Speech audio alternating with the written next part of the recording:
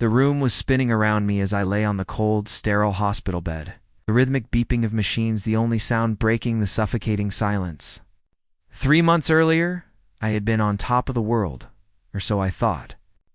I had a family who loved me, a business partner I trusted with my life, and a future that seemed as bright as the summer sun. But that was before the betrayal, before the sleepless nights, before the crushing weight of stress that had brought me here, to this hospital bed, with doctors telling my family I might not make it through the night. What they didn't know, what no one could have possibly known, was that in this moment of absolute rock bottom, something extraordinary was happening. The battles I had been carrying, the ones that weren't even mine to fight, were finally being lifted from my shoulders. And the people who had put me here, they had no idea that the very moment they thought they had destroyed me was the moment. I had discovered the secret that would change everything. The moment I would transform from a victim into the architect of their downfall.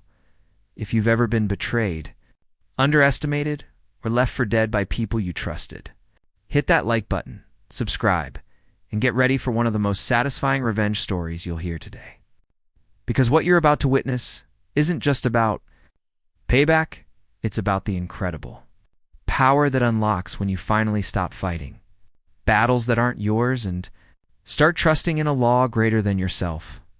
My name is Michael, and 3 months ago, I was dying. Not just physically, though. The doctors would later confirm that the stress had indeed manifested in terrifying ways throughout my body, but spiritually. I was dying inside because I had been carrying battles that were never mine to fight. I had been stressing over outcomes that had already been determined. I had been worrying about people who barely thought of me, while they were busy living their lives, completely oblivious to the weight they had placed on my shoulders. It all began 2 years ago when I co-founded a tech startup with my childhood best friend, Daniel. We had been inseparable since kindergarten and when we graduated college. We decided to combine our skills, mine in software development and his in business management, to create what would become the fastest growing project management software in the industry. The first year was magical. We worked 18-hour days fueled by ramen noodles and the exhilarating belief that we were changing the world. Our small team of 5 grew to 20, then 50. Investors were knocking down our door. The future was so bright we had to wear sunglasses indoors, as Daniel would joke. But beneath the surface, something was shifting. Daniel started changing. The late-night brainstorming sessions that once fueled our creativity became meetings where he would shoot down my ideas without consideration. The collaborative decision-making process we had cherished turned into a dictatorship where his word was law. At first, I told myself it was just growing pains. Every successful company goes through these challenges, I reasoned.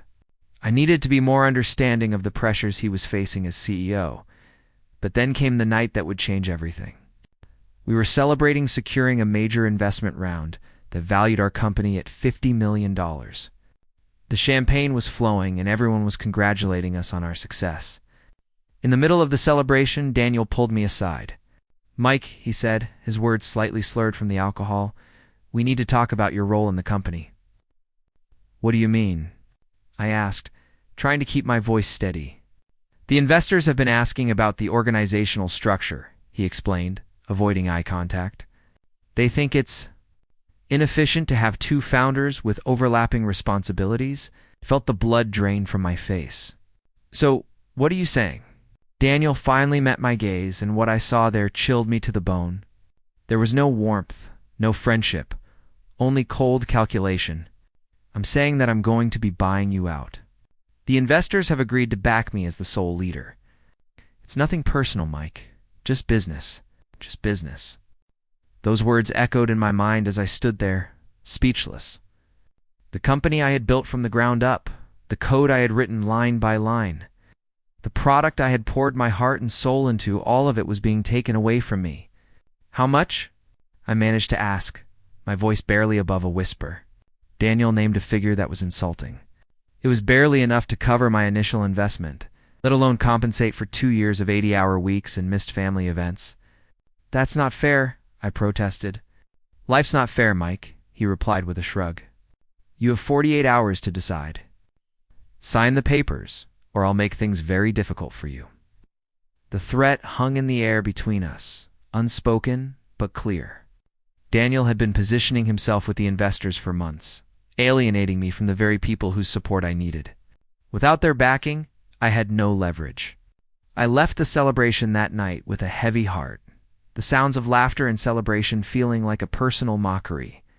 As I drove home through the empty streets, I replayed every moment of our friendship, trying to pinpoint where it had all gone wrong. When did we stop being brothers and start being business rivals? When did his ambition become more important than our shared dreams? The next 48 hours were a blur of lawyers, negotiations, and sleepless nights. I fought hard for a better deal, but Daniel had stacked the deck against me. The investors, swayed by his promises of exponential growth under singular leadership, refused to support me. In the end, I had no choice but to sign the papers. The day I walked out of our office for the last time, carrying a cardboard box with my personal belongings, was one of the lowest points of my life. Daniel didn't even have the decency to see me off. He was in a meeting, his assistant told me with a sympathetic look. As I stood outside the building that had been my second home for 2 years, I felt completely lost. The future I had envisioned had vanished overnight. The stress that had been building for months finally caught up with me, manifesting as physical pain in my chest that left me gasping for air. That night, I called my sister Sarah, the one person in my life who had always been my rock. "I don't know what to do, Sarah," I confessed, my voice breaking. "Everything is gone." "No, it's not, Mike," she replied firmly. "Daniel may have taken the company, but he can't take your talent. He can't take your experience. And he definitely can't take your future." Her words gave me a glimmer of hope, but the road ahead seemed impossibly daunting. I had poured everything into that company, and now I was starting over with nothing but a severance package that barely covered my expenses. The following months were a nightmare. I tried to launch a new venture, but the stress of the betrayal had taken its toll. My focus was gone, replaced by a constant replay of Daniel's betrayal in my mind. Every potential investor I met seemed to sense my desperation. Every pitch I made fell flat. The deadlines, the uncertainty, the fear of losing everything, it all came crashing down on me at once. I was carrying battles that were no longer mine to fight. I was stressing over a company that was no longer mine. I was worrying about a man who had clearly moved on with his life while I remained stuck in the past. The weight pressing on my chest became literal. One morning, I collapsed in my apartment, unable to breathe. By some miracle, I managed to call 911 before losing consciousness. When I woke up in the hospital, the first face I saw was Sarah's, her eyes red from crying. "Mike," she whispered, squeezing my hand. "You gave us quite a scare." The doctor entered the room, his expression serious. "Michael, you've experienced a severe stress-induced cardiac event. Your body is essentially shutting down from the constant pressure you've been under. If you don't make some significant changes, I'm not sure you'll survive another episode like this." His words hung in the air, stark and terrifying. I was 32 years old, and a doctor was telling me that stress, the invisible weight I had been carrying for months, was killing me. As I lay in that hospital bed, hooked up to machines that beeped and whirred around me, I had plenty of time to think. I thought about Daniel, about the company, about the injustice of it all. But as the days turned into weeks, something shifted in my perspective. I began to see the situation differently. The stress wasn't just about Daniel's betrayal. It was about my reaction to it. It was about the battles I had continued to fight long after the war was over. It was about the weight I had chosen to carry, long after it had been lifted from my shoulders. There is a law working quietly on your behalf that you have not recognized. That phrase, something I had read in a book years ago, came back to me in the sterile silence of the hospital room. I had been thinking I was alone, but I wasn't. Another hour of stress would not move my life forward an inch. Another night staring at the ceiling, replaying mistakes, fearing outcomes, worrying about people who barely thought of me. None of this had added a single coin to my pocket or a single moment of peace to my mind. And yet I had clung to the burden as if my life depended on it. There was a reason my progress had felt slow, heavy, exhausting. I had mistaken my temporary delay for abandonment. I believed my struggle proved that I was behind. But what if delay is often divine protection in disguise? What if the thing I feared had already been settled long before I saw the first sign of trouble? Before I could dismiss these thoughts as wishful thinking, I decided to look at my own history. I counted the storms that were supposed to destroy me, but somehow did not. I counted the failures that later became stepping stones. I counted the nights I thought were the end, only to discover they were doors opening in the dark. I had not survived by accident. I had survived because a greater law was at work. I had been stressing because I believed everything rested on my limited strength. I had forgotten that the very desire that burned within me, the passion for creating innovative software solutions, was placed there by intelligence beyond my understanding. An intelligence that never hands a man a vision without preparing the way for its fulfillment. If I could see the invisible work being done on my behalf, I would not be trembling in that hospital bed. I had been trying to solve every problem alone, but the moment I had made my purpose definite and backed it with faith, unseen forces had begun rearranging circumstances to answer me. This was not poetry. It was law. Stress appeared when I tried to do the work that belonged to that law instead of the work that belonged to me. I looked at my present habits. I had been rehearsing the worst outcomes in my mind. I had been visualizing defeat more vividly than victory. I had been imagining doors closing instead of opening. Yet the universe had never rewarded a man for worshiping fear. Stress is simply faith pointed in the wrong direction. There was something I needed to understand. The result I feared had already been overturned. The danger I imagined had already been neutralized. The burden I carried had already been lifted at a level I could not yet see. I had been stressing over battles that had already been fought for me in realms my eyes could not enter. I had been saying, but what if it all falls apart? But what if it had already fallen into place? I had been asking, what if I fail? But what if the path before me had already been straightened? I had been worrying, what if I lose everything? But what if these trials were preparing me for greater responsibility? My stress had been built on illusions. I thought about what my stress had cost me. It had stolen the energy I needed for creation. It had weakened my imagination. It had crippled my decision-making. It had blinded my attention. It had poisoned my faith. Stress was a thief that entered only when I forgot the source of my strength, and I had forgotten it too often. Sarah saw it in my eyes. My parents felt it in my silence. The few friends I still had sensed it in my hesitation. Stress had leaked through my voice, my posture, my decisions. It had convinced the world that I did not trust the very future I claimed to desire. It had robbed me of respect before I spoke a word. Now, lying in that hospital bed, I imagined the opposite. I imagined waking tomorrow with the calm authority of a man who knows his outcome is secured. I imagined walking into rooms with the quiet confidence of one who senses invisible hands clearing obstacles ahead of him.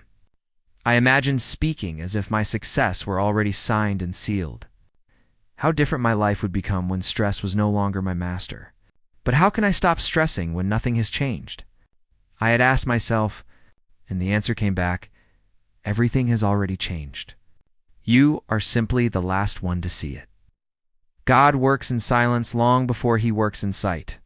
The law of success works beneath the surface, long before it reveals itself above the ground. The seed sprouts roots before it breaks the soil. I had been crying because I saw no movement, but the seed felt movement. The soil felt movement. The future felt movement.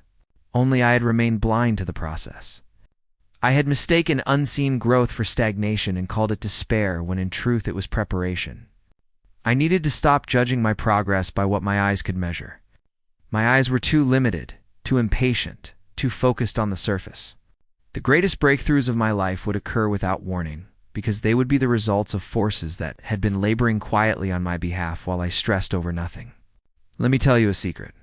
Stress is proof that you believe you are alone. Faith is proof that you understand you are not. You cannot hold both. One will push the other out, and whichever you choose will shape the next year of your life. Stress will repeat your past. Faith will rewrite your future. Listen carefully now. The battle I feared, the one that had stolen my sleep, tightened my chest, and shaken my confidence had already been handled. It was not my job to control outcomes. It was my job to obey the law. Make my purpose definite. Speak my desire daily. Act with courage and trust that the rest is already arranged. Stop stressing over what is no longer yours to solve. Stop fighting battles that have been settled.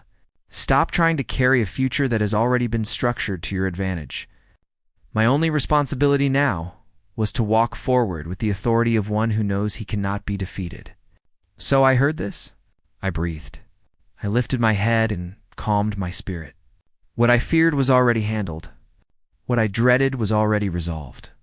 What I thought would break me had already been used to build me. I would walk with assurance. The law was on my side. God was on my side. My future was on my side. I would stop stressing. I would start listening. I would start trusting. I would start moving. The way had already been prepared for me. I had been carrying the weight of my life upon my own shoulders because I believed I was alone, and that belief had produced a strain no man can endure. Yet I now understood that no man rises by strength alone, and no man falls from weakness alone.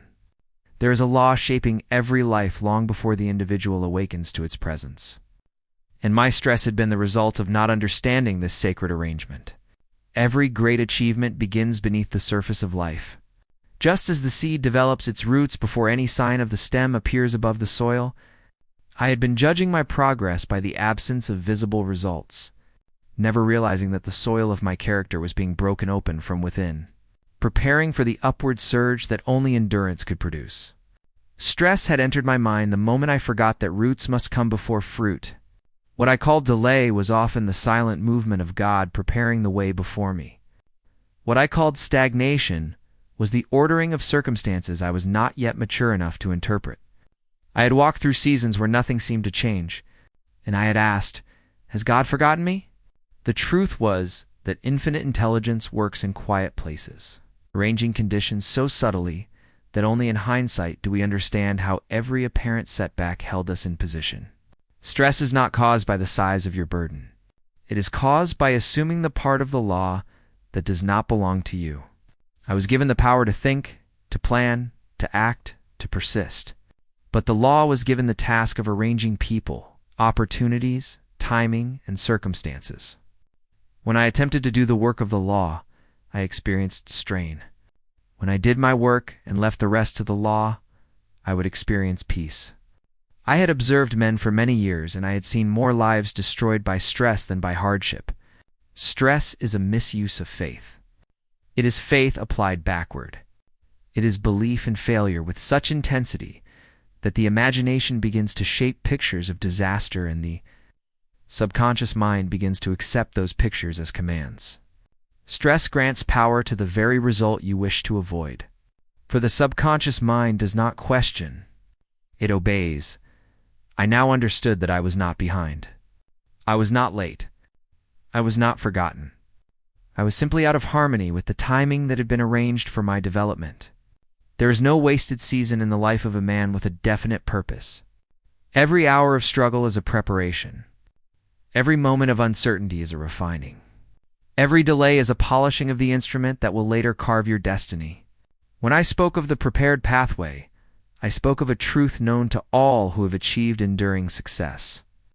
Before the individual receives the desire for achievement, the law has already provided the means. The path exists before the dream is conceived. But the man who stresses is blind to this arrangement.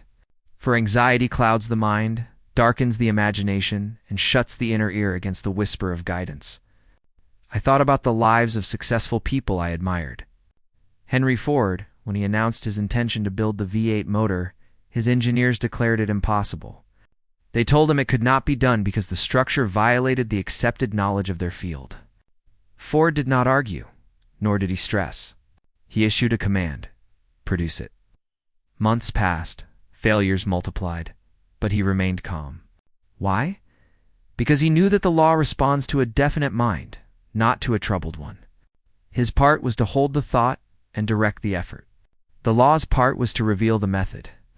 In time, the method appeared. I thought about Dr. Frank Gonzalez, who once declared in the heat of spiritual conviction that he would obtain $1 million to build an educational institution for the young.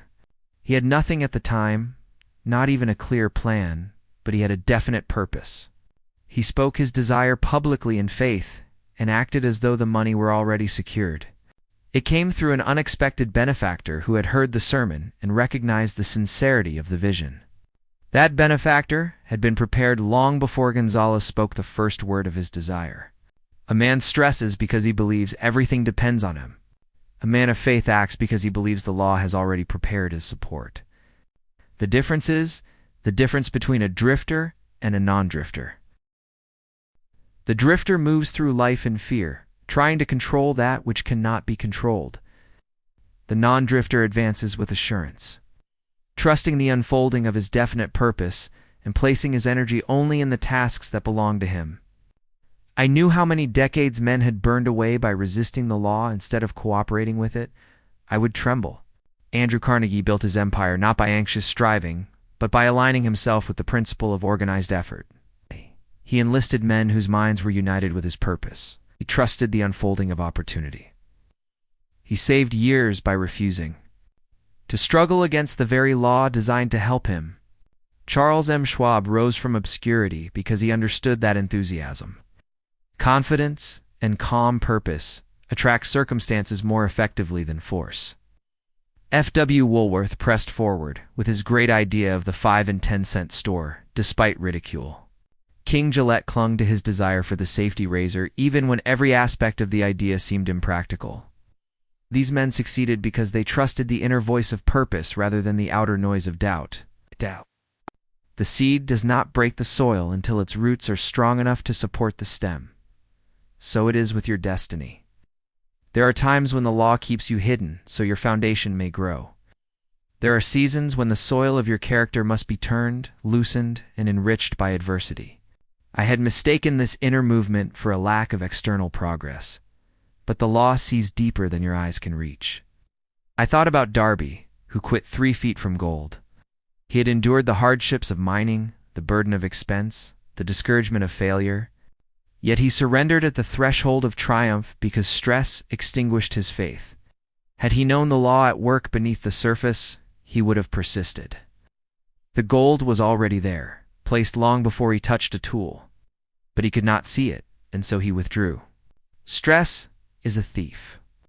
It steals imagination, the workshop where all plans are shaped. It weakens decision, causing a man to retreat at the moment he should advance. It blinds the senses to opportunity. For opportunity rarely shouts, it whispers. Stress turns strong men into doubters, and doubters into drifters.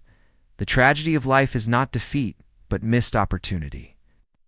And stress is the greatest cause of missed opportunity. My past experiences were not punishments. They were preparations. I had misread my life by assuming hardship was evidence of abandonment. Hardship is the discipline of destiny. It sharpens your thought. It cleans your vision. Tests the sincerity of your desire. Every man who has achieved distinction has passed through seasons where he believed himself delayed, only to discover later that he was being constructed inwardly for the work ahead. Now I invited myself to shift my identity from one who questions the process to one who trusts it. I said within myself, I am the type of man who trusts the path arranged for me. For identity shapes behavior, and behavior shapes destiny. A man who trusts walks differently from a man who doubts. His step is sure. His voice is steady. His mind is at peace. I repeated this affirmation until it became the rhythm of my thought. I trust the law that prepares my path long before my eyes behold it. When I adopted this attitude, stress lost its power.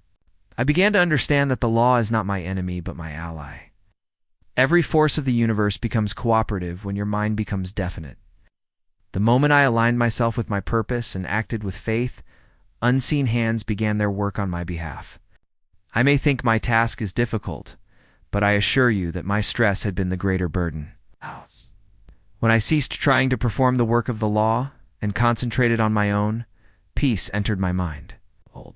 I discovered that the future is not something to fear, but something to prepare for with gratitude. The time had come for me to grasp this truth. Stress is not only wasteful, it is disobedience to the spiritual law that governs success. It contradicts the purpose for which I was created. It interrupts the flow of infinite intelligence through my mind. It prevents inspiration from reaching me. It destroys the harmony required for great achievement. I had reached a turning point. I could continue struggling against the invisible forces designed to carry me forward, or I could surrender the weight of imagined fears and cooperate with the law that had already gone before me. When I chose cooperation, I would save years, perhaps decades of wandering in circles. I had not been fighting life. I had been fighting the timing of my own destiny. I needed to let go of the struggle, trust the law, trust the arrangement, trust the unseen preparation that had never ceased on my behalf. My path was older than my worry. It was prepared long before my fear was born. Stress enters a man's mind the moment he begins to doubt the intelligence guiding his life. It is born the instant he imagines himself separated from the source of his strength. I had watched men crumble under burdens that were never theirs to carry, not because the weight was too great, but because their belief in failure made it seem so. Stress is not a condition of circumstance. It is a condition of thought. Fear is the father of stress, and fear is one of the 6 ghosts that enslave the minds of men. The fear of poverty, the fear of criticism, the fear of ill health, the fear of loss, the fear of aging, the fear of death. These 6 forces have ruined more lives than plague or famine. A man may escape the storms of the world, but he will never escape these ghosts until he confronts them within himself. For they reside not in the body, but in the imagination. Stress is fear turned inward, working in silence, poisoning the mind at its roots. It takes hold of the imagination and forces it to labor against the man instead of for him. The imagination is the workshop where all plans are shaped. When it is corrupted by fear, it no longer builds, it destroys. It no longer creates pictures of triumph.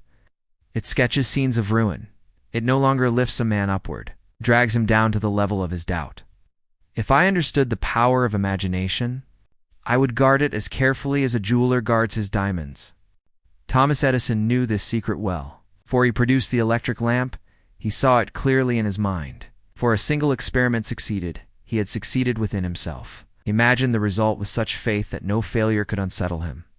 Had he allowed stress to enter even once, the lamp would not have been born. Stress destroys invention, destroys creativity, it destroys accurate thinking. A man under stress cannot judge clearly. His mind becomes clouded with shadows, and his decisions lose their strength. When fear reigns in the imagination, truth is distorted. Possibilities are shrunk. The mind becomes a house divided against itself, and no divided house can stand. Stress is not harmless. It is not a passing mood. It is a force that shapes destiny. Most men waste 10 or 20 years of their lives repeating the same months over and over because stress keeps them from making the one decisive move that would alter everything. I had seen men circling the same opportunity for years, too paralyzed by fear to grasp it. A man cannot serve faith and fear simultaneously. They are 2 masters that demand the throne of the mind. Whichever one you serve will command your future. When fear rules, stress becomes the ruling emotion. And when stress rules, destiny collapses. Stress weakens judgment. It takes away a man's initiative. It removes the fire from his will. Under stress, he postpones action and surrenders responsibility. He hesitates at moments when courage is required and retreats at moments when persistence is needed. The effect is not merely emotional, it is chronological. Stress steals time. It repeats days, months, and even years, while the man believes he is waiting for clarity, when in truth, he is imprisoned by his own imagination. I had called this condition years lost to drifting. A drifting man is not idle. He is simply occupied with the wrong thoughts. His mind is busy with fear, doubt, and imaginary catastrophe. He is active, yet he accomplishes nothing. He is awake, yet he is not alive. Stress convinces him he is preparing, but he is merely circling. I thought about F.W. Woolworth, who was mocked for his idea of the 5 and 10 cent store. Men told him the plan was foolish. Had he allowed stress over their criticism to take root, he would have surrendered his idea and joined the countless others who abandoned their dreams for fear of ridicule. But Woolworth refused to bend. He pushed forward, and the world rewarded him with fortune. Stress would have stolen his destiny as surely as a thief in the night. I observed those who are ruled by stress. Their eyes are uncertain, their voices tremble, their decisions lack firmness. They enter rooms with hesitation, and others feel the instability of their spirit.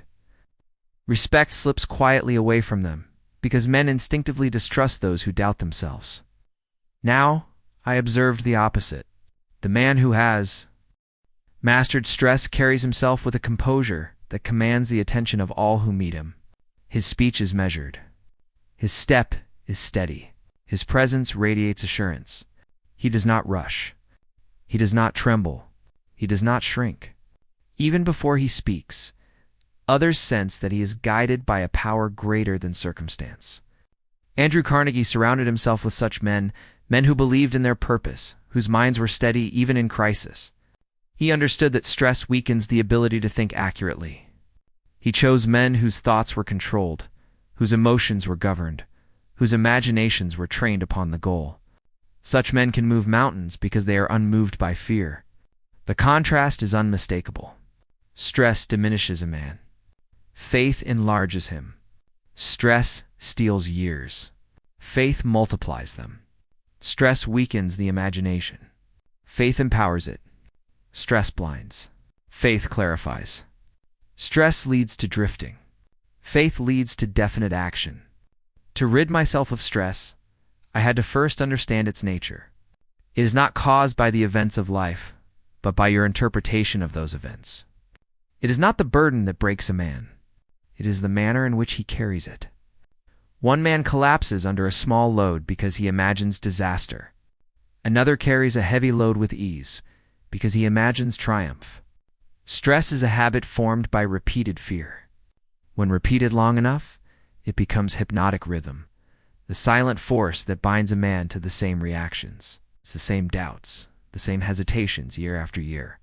It becomes the unseen master that rules every decision. But just as fear can shape hypnotic rhythm, so can faith. A man can train his mind to expect victory instead of defeat. He can teach his imagination to picture solutions instead of problems. He can command his emotions to serve his purpose instead of ruining it. This requires discipline, but every great achievement requires discipline. I said to myself now, I no longer bow before fear. I summon faith to command my destiny. I said also I act as one who knows his outcome is secured. For this is the truth of my life. My outcome is secured the moment my purpose becomes definite and my faith becomes active. Stress has no place in the life of a man who knows where he is going and trusts the law that guides him. I may believe my stress is justified because my life contains uncertainty. But uncertainty is the natural condition of all men who strive for greater things. Uncertainty is not an enemy. It is a sign that I am moving forward.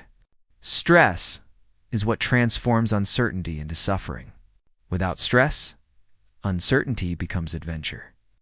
I had wasted too many years fearing imaginary outcomes. I had allowed the shadows of the mind to govern my decisions. I had postponed action because I believed I was unprepared. Yet preparation comes through action, not through worry. I proved this to myself by looking back over my life with honesty. I saw that the majority of my fears never came to pass. Yet they had consumed my time, my sleep, my peace, and my imagination. The hours I had spent worrying could have been spent building. The energy I had wasted fearing could have been used for planning. The strength I had surrendered to stress could have created wealth, opportunity, and authority. Stress is a destroyer of riches. It is a destroyer of relationships. It is a destroyer of health. It is a destroyer of confidence. It is the enemy of every man who seeks to rise. But stress is also weak when confronted with faith.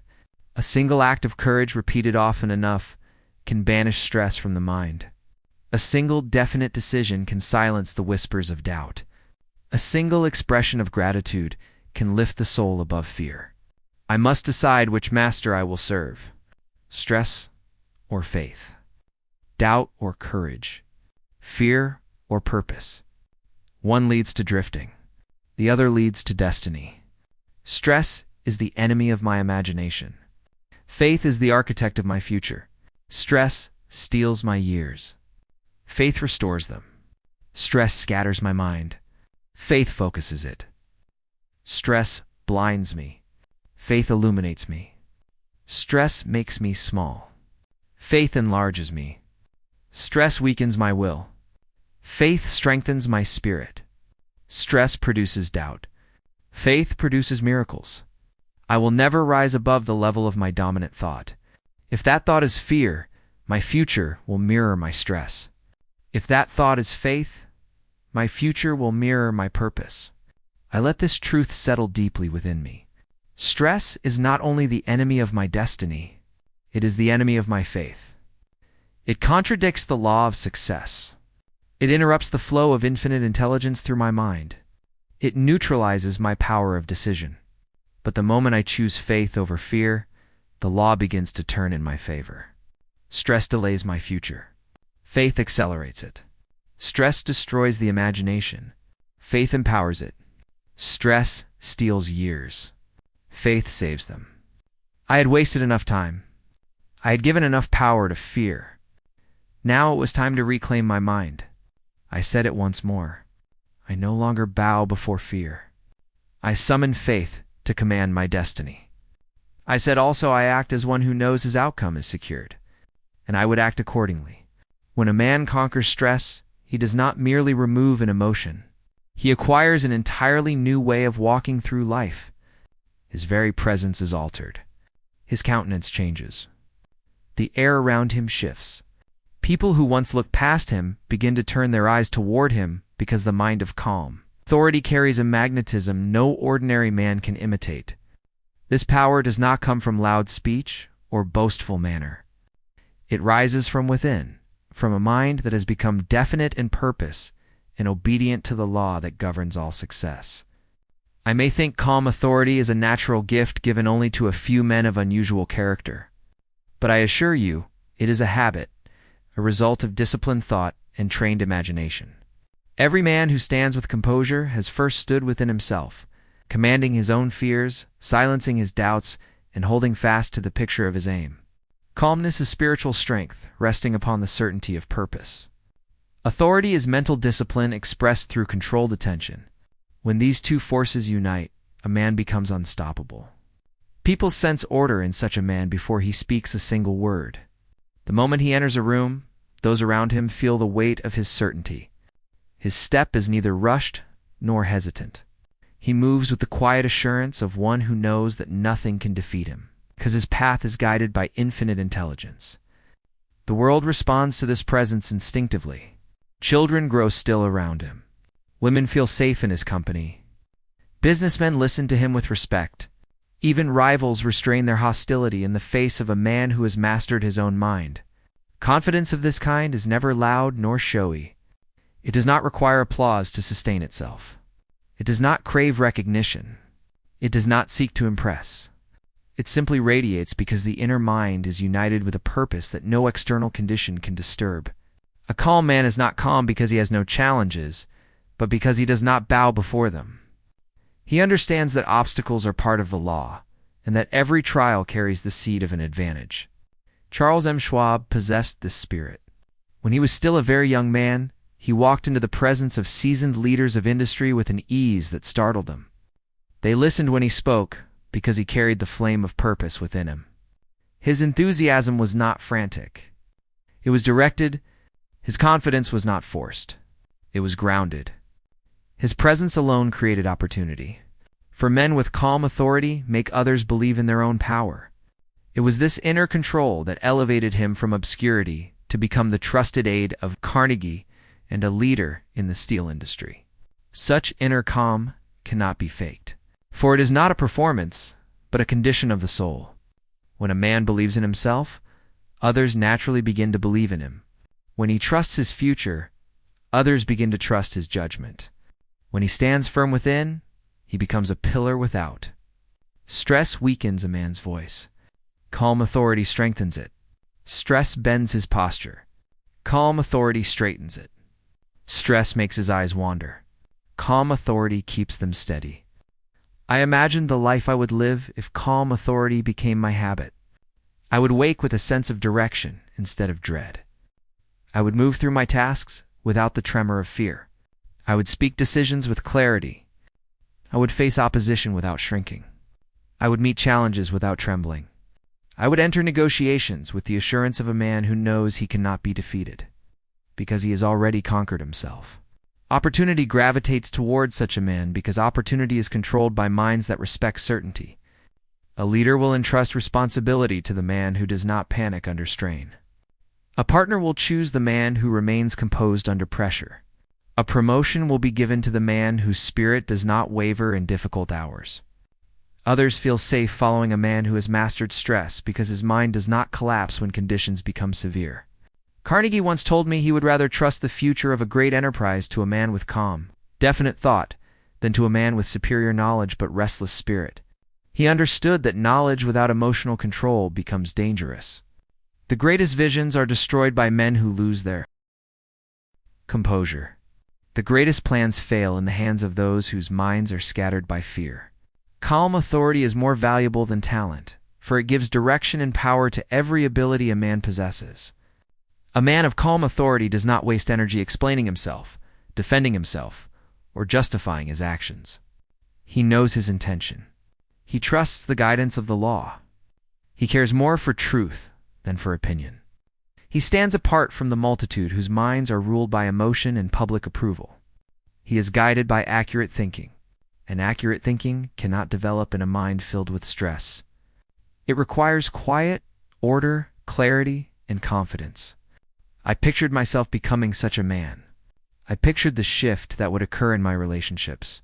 My family would look upon me with renewed respect, for nothing is more reassuring than a man whose mind is steady. My friends would seek my counsel. My enemies would hesitate before challenging me. Potential employers would study me more closely, recognizing a potential that demands advancement. A man without stress gains influence without effort. His words carry weight because they are spoken from a place of certainty, not anxiety. His decisions carry authority because they are made from a place of clarity, not confusion. His presence calms those around him because the stability within him radiates outward. The world may be chaotic, but a calm man becomes a center of order wherever he stands. This calm authority does not make him passive. On the contrary, it makes him more effective than the man who rushes into action driven by fear. The calm man is not slow. He is deliberate. He is not timid. He is precise. He does not waste motion or thought. Everything he does has purpose. Everything he says has intent. Everything he decides has direction. Such efficiency saves years of trial and error. I cannot imagine defeat and maintain calm authority. I cannot rehearse failure in my mind and expect others to trust my leadership. Calmness comes from the recognition that my future is secure. Not because I possess all answers, but because I understand that infinite intelligence supplies what is needed when it is needed. Stress is born from the belief that I must do everything alone. Calm authority is born from the knowledge that I am supported by law. Carnegie's greatest strength was not his wealth, but his composure. During times of industrial conflict, when others trembled at the prospect of ruin, he maintained the bearing of a man whose destiny was protected. He believed that every challenge would serve a useful purpose if met with accurate thought and definite purpose. His calm authority gave courage to his associates and steadied the minds of thousands who depended on his leadership. If I study the lives of great men, I will find that those who achieved lasting success shared one quality. They did not permit emotion to overrule reason. They governed their minds with discipline. They held their purpose constant. They directed their imagination instead of allowing it to wander into fields of fear. Calm authority is not born in comfort, but in the crucible of disciplined thought. I imagined how differently people would speak of me once this transformation becomes visible. They would say he has changed. They would say he carries himself like a leader. They would say he no longer trembles when life tests him. They would say he has become a man others can depend upon. These statements are not flattery. They are the natural response to a man who has conquered the turmoil within. My posture would shift. My expression would become composed. My voice would grow firmer. My handshake would strengthen. My decisions would become clear. My actions would become consistent. My presence would become a source of stability in the lives of those around me. Such changes cannot be hidden. They will speak for me before I speak for myself. A man who has gained calm authority seldom needs to assert himself. The world recognizes such dignity instinctively. When he enters a room, conversation softens. When he speaks, others listen. When he sets a goal, others believe it can be achieved because his certainty removes doubt from the minds of all who witness him. This calmness is not weakness. It is mastery.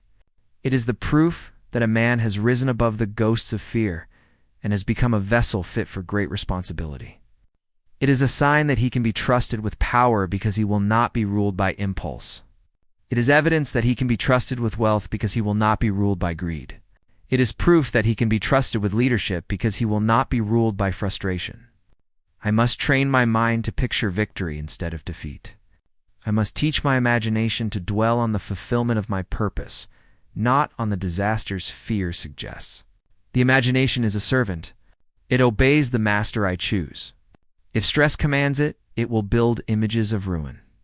If faith commands it, it will construct visions of triumph.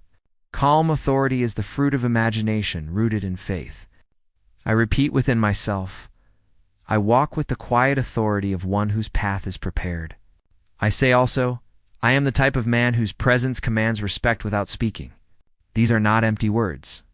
They are statements the subconscious mind will accept when spoken with feeling and repeated with persistence. The subconscious mind does not argue, it obeys. And when it is commanded to accept the identity of calm authority, it will express that identity through my manner, my decisions, my voice, and my presence. This transformation will save me years, perhaps decades. A man without calm authority wastes enormous time explaining himself, doubting himself, apologizing for his existence, second-guessing his choices, and seeking approval from others. But a man of calm authority moves directly toward his aim. He does not stray. He does not drift. He does not need to repeat lessons learned through unnecessary suffering. He is guided by definiteness instead of emotion. A single change in bearing can redeem 10 wasted years. One shift in posture can open doors previously closed. One improvement in tone can win opportunities formerly withheld. People respond to presence as much as 2 words. Presence is created by thought.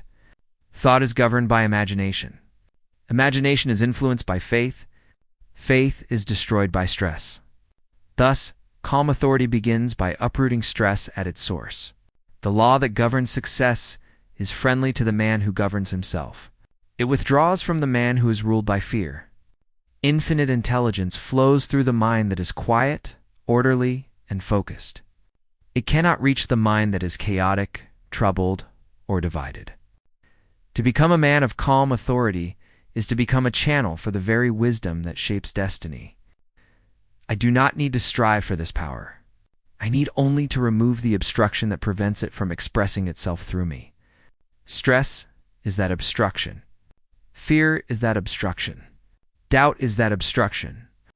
When these are removed, what remains is the natural strength of my spirit, which is calm, decisive, and authoritative by design. I was not created to tremble before life. I was created to govern my thoughts, direct my purpose, and command my destiny. Stress is learned. Calm authority is my birthright. I would reclaim it. I would walk with the certainty of a man whose future is secured by law. I would walk with the dignity of one who trusts the intelligence guiding him. I would walk with the silent power of one who knows that stress is beneath him. This is the mind of calm authority. There are battles I believe still stand before me, yet they have already been settled by laws older than my fear. I tremble because I judge life through the narrow window of present circumstance.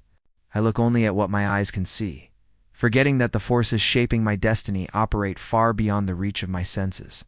What I call uncertainty is often the final stage of a victory already arranged on my behalf. A man suffers needlessly when he assumes each burden must be carried by his own strength. He imagines obstacles rising against him, failing to realize that the law which governs all advancement clears the path before him long before his feet touch the ground. A lack of understanding becomes a lack of confidence, and a lack of confidence becomes stress. But stress is merely ignorance of the law. When a man understands the law, he walks with composure, even in darkness. Visible struggle and invisible settlement are not the same. What I see with my eyes is only the smallest part of what is taking place. The greatest movements occur in silence without announcement beyond my awareness. Just as the seed grows roots before it breaks the soil, my destiny completes its foundations in secret long before my success becomes visible. I fear because I see no movement. Yet the movement I cannot see is the movement that matters. I considered Abraham Lincoln.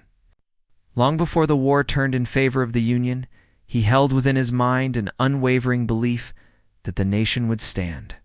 That belief was not born of circumstance, but of purpose. He trusted that the law which supports righteous aims would guide the nation through the storm. His calmness in the face of despair did not come from physical evidence. It came from spiritual certainty. His victory was settled in the mind before it was settled on the battlefield. I looked also to Edison. Thousands of experiments failed before the lamp appeared, but these failures did not trouble him. Why? Because he believed the answer existed long before he discovered it. He worked not to create the solution, but to uncover it. His conviction that the result was already available gave him the power to persist without stress. He did not tremble when an attempt failed, for he knew the law was guiding him to the correct method. I considered Bell. He believed sound could travel across wire before any machine had produced the effect. He held the picture of success in his imagination until the law brought him the confirmation. I see the triumph now because history records it. But these men saw the triumph before history did. They trusted in visible settlement, while others saw only visible struggle. Their faith was the lens through which they interpreted every obstacle. The law never gives a man a legitimate desire without also preparing the means for its fulfillment. My desire is the guarantee that the answer already exists. The moment a definite desire takes root in the mind, infinite intelligence begins arranging circumstances to support it. I had imagined my dream was a distant possibility, but the law regards it as an established result, waiting only for my cooperation. Every obstacle I fear is part of the arrangement, not an interruption. The law uses adversity as a sculptor uses a chisel to refine, strengthen, and perfect the mind of the man who will soon possess the victory. What I call difficulty is the shaping process. What I call delay is alignment. What I call confusion is preparation for clarity. This truth reveals what I call the prepared answer principle.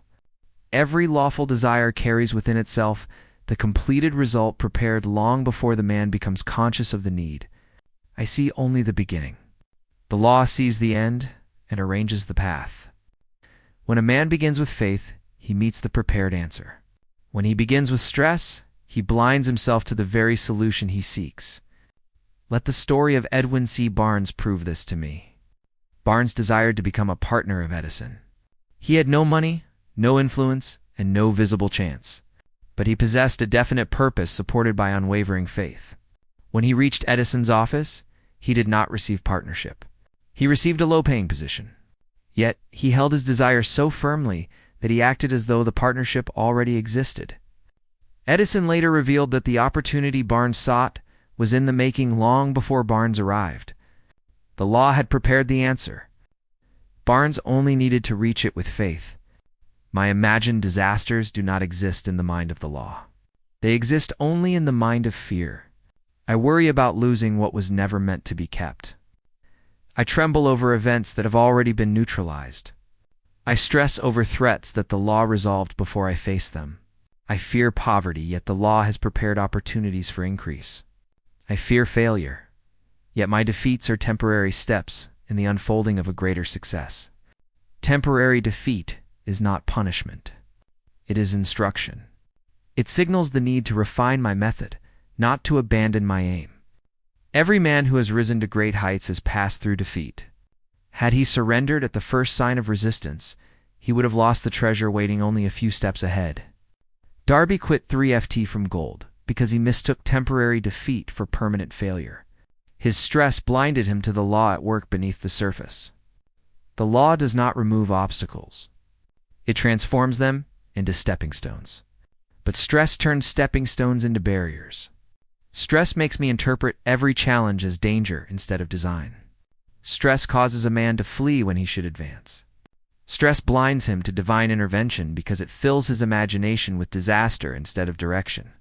What I fear losing is often the very thing that must be removed for a greater opportunity to appear. The law takes nothing from a man without preparing something better. But stress causes the man to cling to what no longer serves him, delaying his progress and resisting the very change designed to elevate him. I thought of the many times in my life when I believed I was being destroyed, only to later discover that I was being redirected. I recalled the moments when I thought all was lost, only to find that the path opened in ways I never expected. These events were not accidents. They were evidence of a law working in silence, arranging a destiny that my eyes could not yet comprehend. Stress makes me impatient with the timing of the law. It convinces me that my progress is too slow. It blinds me to the preparation that must take place before success becomes safe in my hands. The law will not place me in a position I am not prepared to sustain. It allows challenge to strengthen me, delay to refine me, disappointment to discipline me. These are not setbacks. They are safeguards. I said within myself now, what I fear has already been handled. I walk in the confidence of settled outcomes. I said also, every lawful desire within me carries its own fulfillment. These are not mere statements. They are spiritual commands that align my mind with the law. When spoken with conviction, they remove the fog of stress and reveal the path that has been prepared. A man who understands this principle saves decades of unnecessary suffering. He stops wasting years fighting battles that do not belong to him. He ceases delaying his destiny with fear. He no longer circles the same obstacles because he understands that each one contains a hidden advantage. He stops grieving over what was taken because he recognizes that something greater is being arranged. I looked again at the examples of great men. Lincoln trusted the unity of the nation before he had evidence. Edison trusted the existence of the solution before he discovered it. Bell trusted the possibility of transmitting sound before he proved it. Barnes trusted his partnership before he received it. Guns trusted the $1 million before he touched the first coin. Ford trusted the V8 before a single engineer believed in it. Their victories were not products of chance, but of spiritual understanding. They knew that the law settles all battles the moment a definite purpose is fixed in the mind. Their calmness came from certainty, not from circumstance. Their persistence came from faith, not from reassurance. Their triumphs came from alignment, not from struggle. I must learn to see beyond the appearance of things. A man who judges life by surface conditions remains a slave to circumstance. A man who judges life by spiritual law becomes master of circumstance. Stress is the chain that binds me to what my eyes see. Faith is the key that frees me to act on what my spirit knows. I am not meant to tremble before the future. I am meant to command it through definite purpose. I am not meant to fear failure. I am meant to extract wisdom from defeat. I am not meant to stress over uncertainty. I am meant to trust the law that governs all timing. Every great transformation in my life will first appear as disruption, delay, or discomfort. But these signs do not signify danger. They signify progress. The seed does not break the soil smoothly. It struggles upward. The butterfly does not leave the chrysalis easily. It strains to free its wings. So it is with every man who rises. The breaking is not the end. It is the beginning. I understand this now. My future has already been structured to my advantage. The events I fear have already been overturned. The threats I imagine have already been neutralized. The opportunities I seek are already in motion, moving toward me in silence. My task is not to force results, but to align my mind with the law and walk forward without stress. Every moment I spend in stress is a moment I step out of harmony with my destiny. Stress delays what faith accelerates. Stress blinds what faith reveals. Stress weakens what faith strengthens. Stress destroys what faith builds. Stress costs years. Faith restores them. I say again, what I fear has already been handled. I walk in the confidence of settled outcomes. Every lawful desire within me carries its own fulfillment. I let these words become my new identity. The battles I fear are already settled. There comes a moment in every man's life when he must decide what power will govern him. He will either be ruled by fear or by faith, by confusion or by clarity, by drifting or by definite purpose. Every emotion, every decision, every habit, and every result springs from this choice. And nowhere is the difference between the two more apparent than in the matter of stress. Stress does not arise from conditions. It arises from the absence of order in the mind. Once the mind is ordered, stress loses its authority forever. The elimination of stress is not an emotional achievement, but a spiritual discipline. A man cannot remove stress by wishing for peace any more than he can create wealth by wishing for riches. Both require the same process: definite purpose, clear thought, controlled attention, persistent action, and unwavering faith. The man who expects stress to vanish without discipline is like the man who expects harvest without sowing. The law does not reward emotion. It rewards obedience. If I would remove stress permanently, I must begin at its root. Stress is born when the mind has no definite aim. A mind without a chief aim jumps from one thought to another, pulled by fear, pushed by desire, scattered by doubt, exhausted by imagination, gone astray. Such a mind is like a ship without a rudder, driven by every wind and tossed by every wave. Stress is its natural condition, but a definite purpose gathers the scattered forces of the mind and directs them into a single channel, transforming anxiety into power. My first task is therefore to make my purpose definite. I will not wait for clarity to appear. I will create it. The man who delays purpose delays life itself. I will write my aim on paper. I will make it specific. I will make it clear. I will make it absolute. I will describe what I desire, the service I will render, the sacrifice I am willing to make, the time I will devote, and the reward I expect. I will place this written statement where I will see it upon rising and retiring. This is the beginning of inner order. My second task is to speak my desire daily. Subconscious mind accepts repetition as law. When I speak my purpose daily, I feed my inner mind the thought I wish to express through my life. My third task is to act with courage. Stress cannot survive in the presence of action. Fear withers when confronted with movement. The man who sits in idleness feeds stress with every minute he delays. Action is the antidote to anxiety.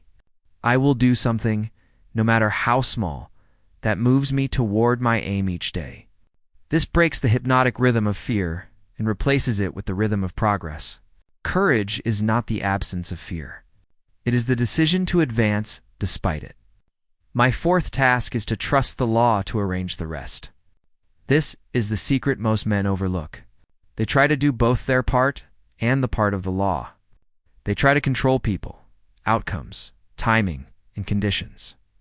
They attempt to force progress, manipulate results, and predict every stage of the journey. This is the birthplace of stress. A man must trust that once he has made his purpose definite, spoken it daily, and acted with courage, the law itself has taken command of the arrangement. I do not plant a seed and return every hour to pry the soil apart. I trust the unseen work. I water it. I guard it. I nourish it. But I do not interfere with the mysterious process of growth. When a man understands this principle, he stops carrying the burden that belongs to the law. He stops worrying about matters already handled by forces beyond his control, and stress falls from him like a garment he no longer needs. To fully eliminate stress, I must also train my imagination. The imagination can be the friend of my destiny or the enemy of my peace. In an untrained state, it magnifies fears, invents failures, rehearses disaster until the mind becomes convinced that ruin is inevitable. But under discipline, the imagination becomes the workshop of triumph. I will train it by giving it clear pictures of success. I will imagine myself achieving my aim. I will imagine myself overcoming obstacles. I will imagine the future that faith promises, not the one fear suggests. My imagination must be taught to picture victory so vividly that defeat becomes unthinkable. When a man repeatedly pictures success, he awakens spiritual forces that guide him toward the fulfillment of his purpose. When he pictures failure, he awakens spiritual forces that bring him more of what he fears. This is not superstition, but law. The subconscious mind does not distinguish between imagined and real experience. It builds upon whatever thought dominates it. Controlled attention is another essential discipline. Stress arises when the mind is divided. When attention is scattered across many concerns, instead of concentrated upon one central aim, a concentrated mind is calm. A divided mind is chaotic. I must control my attention by directing it toward my purpose and away from distractions. This requires deliberate practice. When a fear arises, I will return my attention to my aim. When a doubt whispers, I will return my attention to my aim. When circumstances threaten to overwhelm me, I will return my attention to my aim. Infinite intelligence flows through the mind that is focused. It withdraws from the mind that is